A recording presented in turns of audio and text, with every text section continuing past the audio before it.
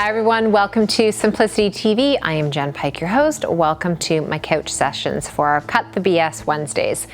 All right, how many of you wake up in the morning and look at your pillow in disbelief at how much hair is on your pillow? Or when you have a shower, you are pulling clumps of hair out. Or when you look at your hairbrush, the amount that you're pulling out. Or you pull your elastic out of your hair and a fistful of hair comes out with it. Now that might sound dramatic to some of you. You're like, I see strands of hair, but Jen, fistfuls? This is a big issue for a lot of women. Losing hair on a daily basis. Now, on average, we will actually shed in the upwards, they say, about 100 pieces of hair from our head every single day.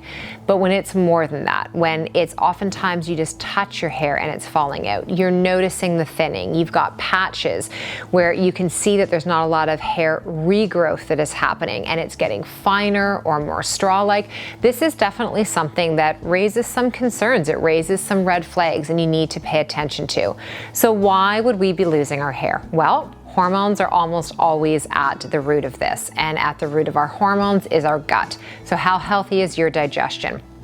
If you're having difficulty breaking down your food, it means you're having difficulty absorbing and uptaking all of the nutrients, your vitamins and your minerals, your trace minerals, your antioxidants, your phytonutrients into your body. And over time, your body is going to become deficient. Well, your body and your cells can only work with what they have as their raw material. So your hair, like this is cells, your nails, cells, your skin, cells. So if the inside of your body is having a difficult time not getting its daily requirements of what it needs, this is like an option. Your body doesn't have to grow healthy, strong, thick, shiny hair. Your body thinks, well, that's like an accessory. This is a bonus. If everything else is doing really well, I'll give you the healthy hair. I'll give you the healthy skin. I'll give you the healthy nails. I'll give you the healthy menstrual cycle. But if I'm under a state of stress, if I have chronic inflammation going on, if I'm missing any of the nutrients that I need, these things are not my priorities. Hence why you will see hair that falls out. The other issue could be that you have high levels of androgens, male hormones. So when you hear something like male pattern baldness, this doesn't just affect men, it affects women as well too. They're losing the hair on their head, they're growing it on their chin, they're growing it around their breast, around their navel. Hair is getting thicker on the upper inner edges of the inner thighs, and this is a sign that you have higher levels of the male hormone and you're probably quite low in the natural estrogens that your body, your ovaries, and your adrenals are producing.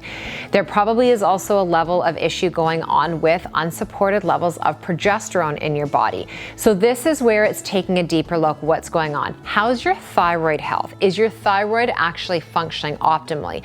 Is it slow and sluggish? Is it hyperreactive and it's working too hard? So there's many different pieces. When we talk about it from a nutrient perspective, the key minerals that your body requires for your healthy hair and to reduce hair loss are going to be things like phosphorus, iron, magnesium, selenium, and zinc are super important. Also healthy amounts of copper in the body. We want to make sure that we're really, if you're going to supplement your system, you're supplementing with what your body needs for that specific area. Also things like silica and boron as well too. They are super important for the body to be able to have what it needs for healthy hair. Biotin, your B vitamins.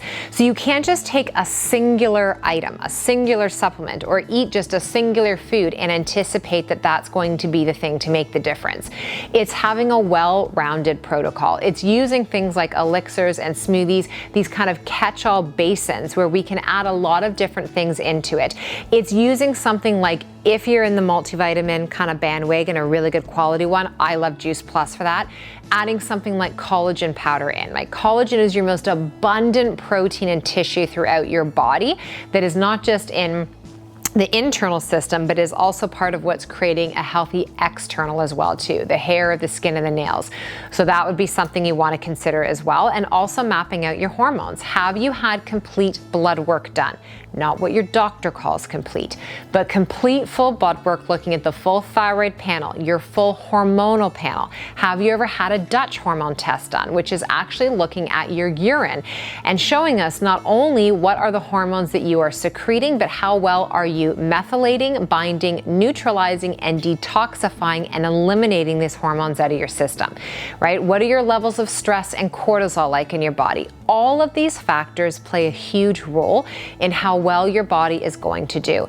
And if you just start to guess, if you're like, well, I heard Jen say keywords like zinc, and I heard magnesium, and I heard B vitamin, and you run out to the health food store and you grab a little of this and a little of that, you might have some benefit, but not as much as if you were to actually sit down and spend the time doing like a bit of an analysis on yourself. Where's my stress at? What is going on?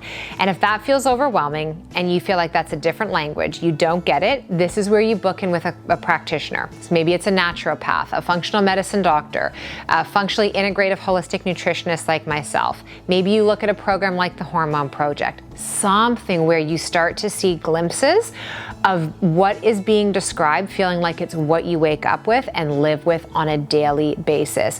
Hair loss is not a normal part of us becoming, women that are going through different hormonal phases in our life. It has become something that is common, but common does not equate to normal. So if this is something that you're dealing with, I strongly recommend that you dig a little bit deeper and you go looking for help in the right areas. The definition of insanity is doing the same thing over and over again and expecting a different result. So if you've been having the same conversation with your general practitioner over and over again and you're expecting a different result, it's probably not going to happen. So I'm going to pass it over to you now to be the one to make that decision, to draw the line in the sand, and to start to surround yourself with people who are actually going to listen and then help you to establish a better base protocol. All right, so from my healthy hair that has recovered to yours, I hope that this has helped you open up your eyes a little bit to some of the different ways that you can be supporting the healthy hair on your head and your skin throughout. Have a fantastic rest of your day.